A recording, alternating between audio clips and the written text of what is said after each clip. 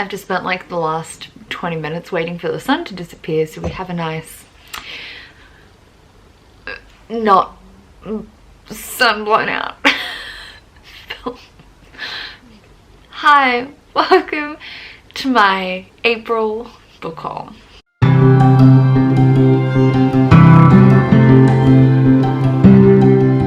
So I have done better than the last couple of months, but this isn't as small a book haul as I hoped for, but I'm really excited about all of these, so I kind of don't feel guilty.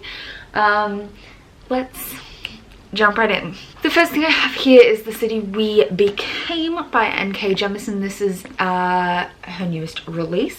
It is an urban fantasy, sci-fi fantasy.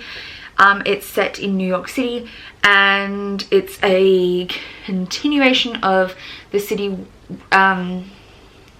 Born Great, which was a short story in her How Long Till Black Future Month collection. This is about New York City, and the city has like guardians that are protecting its heart against like monsters. I read The City Born Great in January and it was super confusing, but the atmosphere was really good. I just was like a little lost by the short story nature of it. It was really short, so I'm really interested to see how that in a fully fleshed novel works. I think it will make much more sense to me in a fully fleshed out form. Next up we have The Glass Hotel by Emily St. John Mandel. This is her presumably, I think, her second book. Oh no, she's got a bunch of stuff. Station 11 was the one that I read, which I think is her big one that most people have read. And this is not a sequel, but like a follow-up, like her next release from that. And I believe deals with a lot of money stuff. Like I think there's a Ponzi scheme. And often or at least Station 11 was a lot about like the dynamics of rich people and the apocalypse. So I'm really interested to see what this reads like. I really enjoyed Station 11, so I'm keen to read this, and it looks like it would be a fast read. Next up we have, oh, this is really throwing out the white balance. Sorry guys, this is Be Not Far From Me by Mindy McGuinness. It's a short guy. I don't want to hold him up because he's really throwing it out. This is a survivalist novel, I believe. Our main character, Ashley, she's hiking with her boyfriend and some friends, and then she finds her boyfriend cheating on her in the woods, and she runs off and then gets lost, and it's a survival story. It's super short. It's like just over 200 pages. I'm super excited to read this. It's gonna be soon. I'm ready for it. I thought the sun was all gone. It's going. This was a lot better than it was. But this is gonna throw out my white balance too. Come on, be nice. This is The Tropic of Serpents. There you go. It's by Marie Brennan. It's the sequel to A Natural History of Dragons, and I read A Natural History of Dragons last month, so I ordered it ready to go on my shelf. So that when I'm ready to read it, I have it. This series is historical fiction. Sorry, no series. This series is historical fiction fantasy, and it's written like a memoir, and I think it's set in like the early 1900s or 1800s, and our character is a dragonologist, and she's recounting her like life story. The first one was her like early married life, and I'm interested to see where this continues on with. It's like a 5-book series. Another book that I finished the previous one of, so I had to pick up, is A Heart So Fierce and Broken by Bridget Kemmerer. This is the sequel to A Curse So Dark and Lonely, which I really enjoyed. I read in April, and I gave 4 stars. I've heard this one takes it in a pretty different direction, and I'm a little nervous, but also my friend Matthew at the library was like, no, I loved it, so we're gonna trust him, and hopefully I also love it when I get around to it. A book I actually read quite a few months ago, like earlier in the year, is Malamanda by Thomas Taylor. This is a middle grade and is about a town called Erie-on-Sea, where the our main characters Herbert Lemon, Herbie, and Violet Palmer. Herbie runs the Lost and Found at the Grand Nautilus Hotel, and Violet is a lost child and she's coming to look for her parents. So that's the like premise of this. And then the Malamander's like an evil, like a sea creature, mythical sea creature. I bought this because the sequel is coming out in May and I'm going to be reading it for Believeathon, and I wanted to get a copy for myself, but obviously I didn't own the first one. I listened to this on audiobook, so I thought I better pick up this to put on my shelf. Another couple of books I picked up in preparation for Believeathon. This is like a little bit in advance, but I'm going to be reading the third book in the Murder Most Unladylike series during Believeathon. And then there's a 3.5 story and a 4.5 story in this binder called Cream Buns and Crime. These are by Robin Stevens. So I picked this up because I might read the 3.5 during Believeathon as well. And then because I know I'm going to read it during May, I also picked up book 4, which is Jolly Foul Play, ready for after May to crack into this. Because I love this series. Like, it's so much fun. I'm really loving middle grade mystery at the moment. So I'm definitely going to continue on. So I picked those up. I did order them, not sure when they would come in, thinking they might have come in May. But they arrived a little earlier, so we picked up those. I think I'll definitely read 3.5. This also has like some other like random stuff in it as well, but I think I'll definitely read the 3.5 short story during Believeathon. A book I literally waited all April for in the hope that I could read it for the owls, and then didn't, and it didn't end up getting here till like 2 days before the end of the month. This is Ruthless Gods by Emily A. Duncan. This is the also throwing out my white balance. Why do I have so many white books this month? And then the sun is just like picking on them. I'm gonna check it over here. Is that any more helpful? What is my life? Maybe I need to like gently bring you this way, but does that help? I don't know. Ruthless Gods is the sequel to Wicked Saints, which I read last year when it came out and I really enjoyed. It did have a lot of problems, but I think a lot of them could be resolved like by having a book under your belt kind of thing, because Emily Duncan was a debut for Wicked Saints, and I'm desperate to see where the series continues. It's chunky, but I'm excited about it. What does it look like? Oh, those end pages are pretty. And it says, darkness never works alone. Oh, that's nice. I hadn't actually looked under the cover yet. So that's exciting. I'm going to read this in June, I think.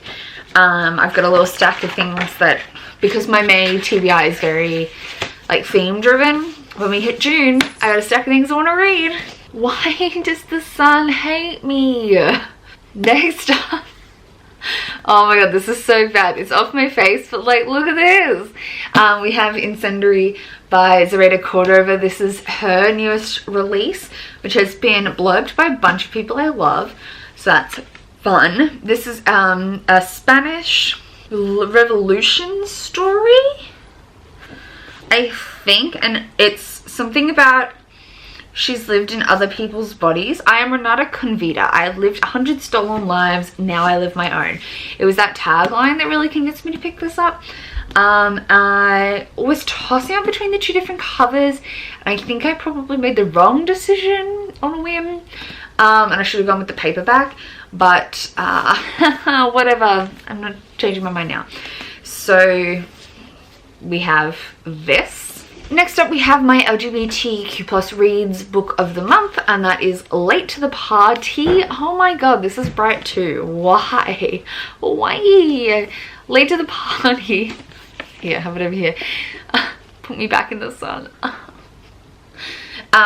Late to the Party by Kelly Quinlan. What? Damn it! I was hoping you wouldn't notice. Oh. I was trying to scare you. I noticed. I noticed. I was trying to scare you.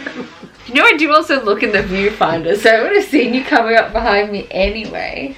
We have Late to the Party by Kelly Quinlan. This is a contemporary I believe it's featuring a demisexual main character, and that was why she recommended it to me. I don't know, I can't remember.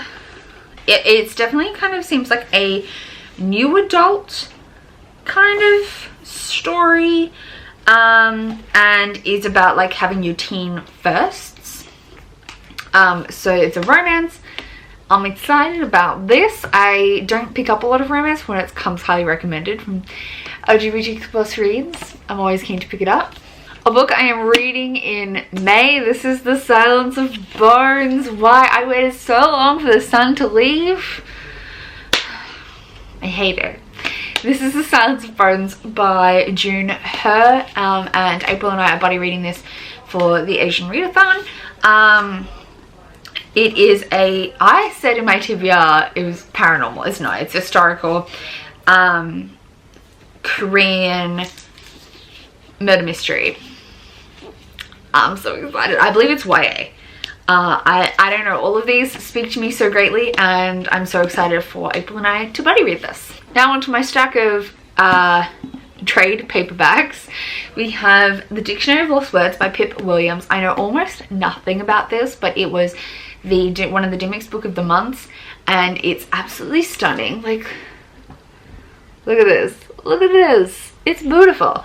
I believe it's a historical fantasy. It says, in 1901, the word bondmaid was discovered missing from the Oxford English Dictionary. This is the story of the girl who stole it.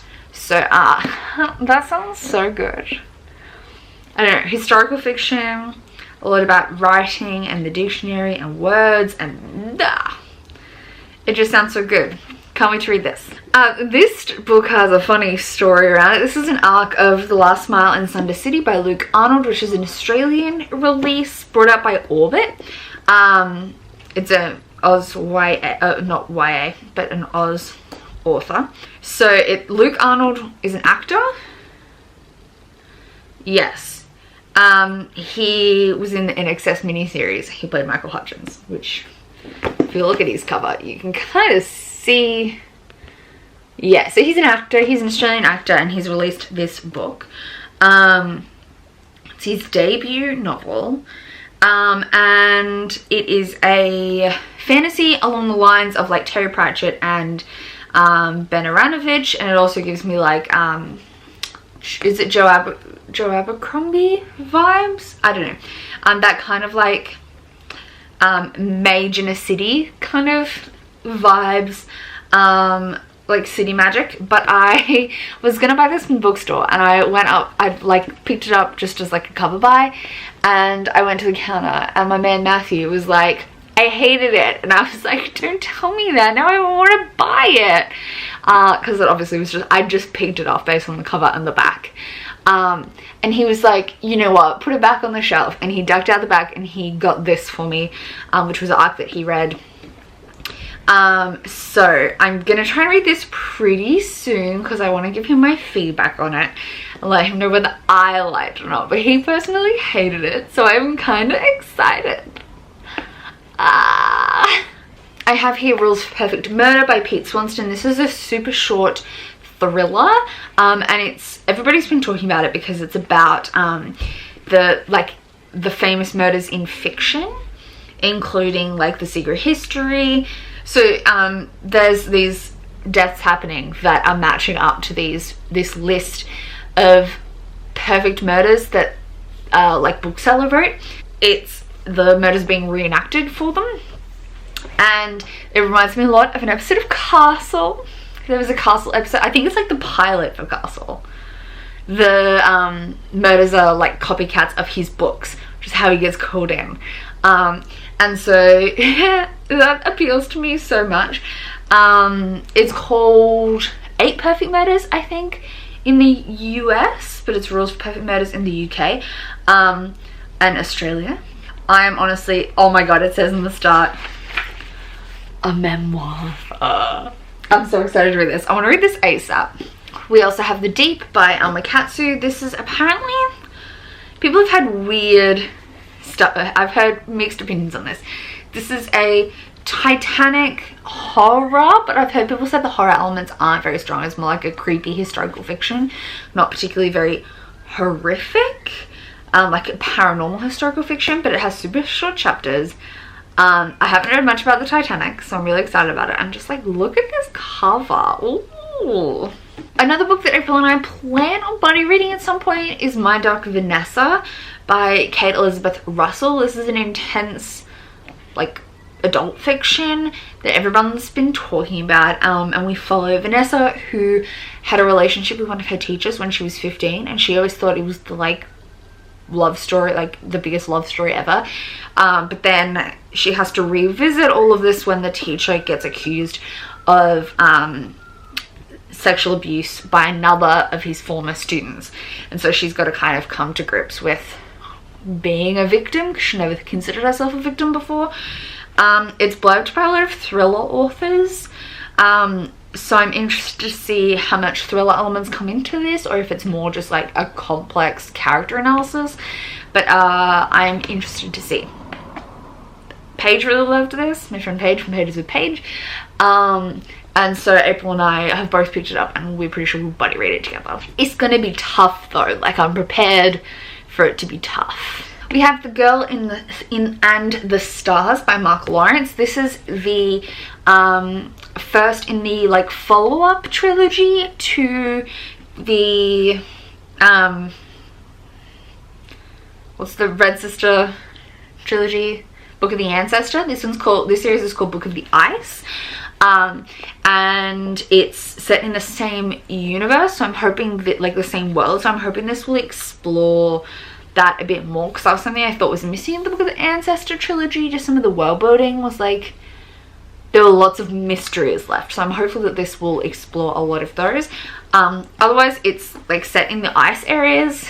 This world is like a globe, but there's a thin strip around the middle of the globe that is habitable and not ice. There's like, I think there's meant to be like a mirror on the moon that like reflects the sun's rays onto that bit and like makes it hot enough to not have ice there, but everywhere else is in ice. So this book is set more in the ice areas where a few groups of people still live. I am interested to see more in this world, but I did absolutely just love Nona. So this doesn't have Nona, so I'm not sure how I'm gonna feel about this main character. I'm not super connected yet, obviously, because I haven't read it, so I'm not sure when I'll get to this, but we'll try and make it soon. I also picked up Aurora Burning this month by Amy Kaufman and Jay Kristoff. This is the sequel to Aurora Rising, which I enjoyed. It has a few issues, but I did like just inherently enjoy my time reading it, so I couldn't help myself, and we had to pick up book 2 and see where it goes. Far out, the writing is huge. Like, the text is a huge font size. Anyway, I'm going to be reading this sometime soon, maybe in June, because I do want to get to it ASAP. I want to find out how things are going to go from the end of book 1. And finally, for this haul, we have Shorefall by Robert Jackson Bennett, which I'm definitely reading in June. This is the sequel to Foundryside, which was one of my favorite fantasies of last year, which I absolutely adored. It's an urban kind of fantasy where you can write on things to make them change their opinion of themselves. It's hard to describe. Even the characters and the people in the world don't fully understand the mechanics of the magic system, and it's a lot about them figuring it out as you're figuring it out. And Foundryside was so good, and I've been waiting for Shorefall for so long. I'm so excited to read this. So those are all the books that I purchased in the month of April. Thank you so much for watching. I'll see you soon in another video. I'm hopeful that May will be shorter again, like shorter than this, hopefully, like a smaller book haul. Thank you so much for watching. Let me know if you're excited to read any of these. I haven't read any of them yet, so no spoilers, please. But if there's something you really want me to read ASAP, or something you would like recommend highly, hit me up down in the comments below. Thank you so much for watching, and I'll see you soon in another video. Bye.